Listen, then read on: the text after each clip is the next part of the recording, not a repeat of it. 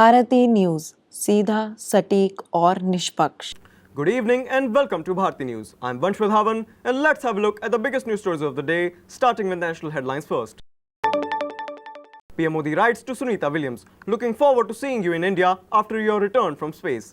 PM Modi said, even though Sunita is thousands of miles away, she continued to remain close to the hearts of people, and people of India are praying for her good health and success in her mission. As NASA astronauts, Sunita Williams and Barry Wilmore are on the way from the space after a gap of 9 months. PM Modi on Tuesday wrote a letter to Sunita Williams and conveyed his greetings to the astronaut. I convey to you greetings from the people of India. At a program today, I met the noted astronaut Mike Massimino. During the course of our conversation, your name came up and we discussed how proud we are of you and your work. Following this interaction, I could not stop myself from writing to you, PM Modi wrote in the letter. Over 1.4 billion Indians have always taken great pride in your achievements. Recent developments have yet again showcased your inspirational fortitude and perseverance, PM Modi wrote. PM Modi said, even though Sunita is thousands of miles away, she continued to remain close to the hearts of people, and India are praying for her good health and success in the mission. MS Boni Pandya must be keenly awaiting your return, and I'm sure that late Deepak Bhai's blessings are with you as well. I fondly remember meeting him along with you during my visit to the United States in 2016. After your return, we are looking forward to seeing you in India. It will be a pleasure for India to host one of its illustrious daughters. I send my warm regards to Michael Williams. Best wishes to you and Barry Wilmore for a safe return, he wrote. Election Commission adds a new software feature to detect ghost voters amid TMC's allegations. Amid concerns raised by the Tribunal Congress over the presence of fake voters, the Election Commission has decided to roll out a new feature in its software aimed at identifying ghost voters. As per an official, this newly introduced option will assist electoral registrations officers in detecting instances where multiple voter names are linked to a single epic number, thereby strengthening the accuracy and integrity of the electoral rolls. The chief electoral officers in all states have been informed about this decision, the official said. Earlier on Monday, a letter was sent to the chief electoral officers of the states informing them about a new module for correcting duplicate epic numbers, he added. Coming to international news, China conducts massive drills near Taiwan, blames statements from the US, Taiwanese leaders for a move. In response to Chinese military drills, Taiwan deployed aircraft, navy ships, and coastal anti-ship missile defense systems. Taiwanese Defense Ministry has called the Chinese exercise unusual. In an iterative manifestation of the interventionist doctrine, the United States has executed an aerial bombardment campaign against Houthi militants' infrastructure within Yemen. The recent kinetic activities follows antecedent offenses that resulted in 54 confirmed combatant casualties.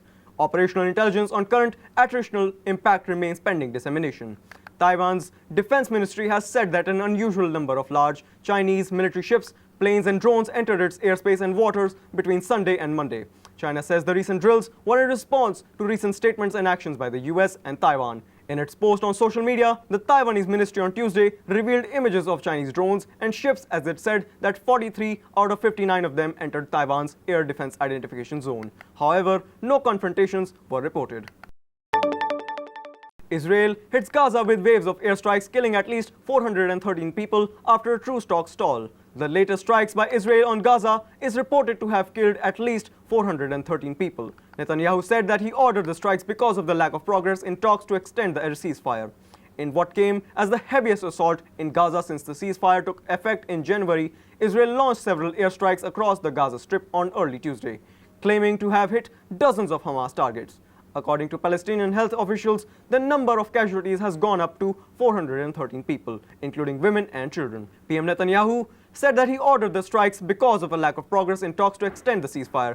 The White House said it had been consulted and voiced support for Israel's actions. Israel will, from now on, act against Hamas with increasing military strength, Netanyahu's office said. The surprise attacks shattered a period of relative calm during the Muslim holy month of Ramadan and raised the prospect of a full return to a fighting in a 17-month war that has killed tens of thousands of Palestinians and caused widespread destruction across Gaza. It also raised questions about the fate of the roughly 24 Israeli hostages held by Hamas who are believed to be still alive. Hamas accused Netanyahu of upending the ceasefire agreement and exposing the hostages to an unknown fate. Coming to sports news, the impending intra-league showdown between Chennai Super Kings and Mumbai Indians, often typified as IPL's Classico, has instigated heightened commercial activity, particularly in the digital ticketing ecosystem. The franchisee has delineated an e-commerce rollout strategy effectuating online ticket sales commencement via proprietary and affiliate digital platforms including ChennaiSuperKings.com and District.in operational from 10:15 a.m. Wednesday. Shadab Jakati, an erstwhile left-arm spinner of the repute, has extrapolated two principal detriments underlying Royal Challengers Bengaluru's perennial championship deficit within the IPL schema: a disproportionate dependency on circumscribed player cohort and inefficiency in intra-team synergy dynamics. RCB, an inaugural constituent of the IPL framework, aspires to ameliorate the structural deficiencies under the strategic stewardship of the newly appointed captain Rajat Patidar. Ending with business news, Chinese automotive conglomerate BYD has unveiled its avant-garde Super E platform, a high-capacity vehicular recharging infrastructure boasting an unprecedented 1000 kilowatts charging throughput. Comparative assessments in positions this framework as demonstratively superior to Tesla's incumbent 500 kilowatts charging modality. Empirical validation has substantiated a vehicular propulsion augmentation metric of 400 kilometers, 249 miles per 5-minute charge interval, signifying a revolutionary leap in electromobility paradigms. Has unequivocally articulated the firm's strategic trajectory following the execution of share purchase agreements to acquire Alliance SE's 26% equity stake within Bajaj Alliance, General Insurance Company and Bajaj Alliance's life insurance company.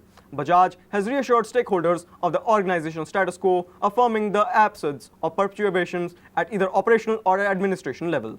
So that would be all from our end. Thank you for joining us. Stay tuned to Bharti News for continuous coverage coming right up. Wishing you a good evening and a great night ahead. Thank you.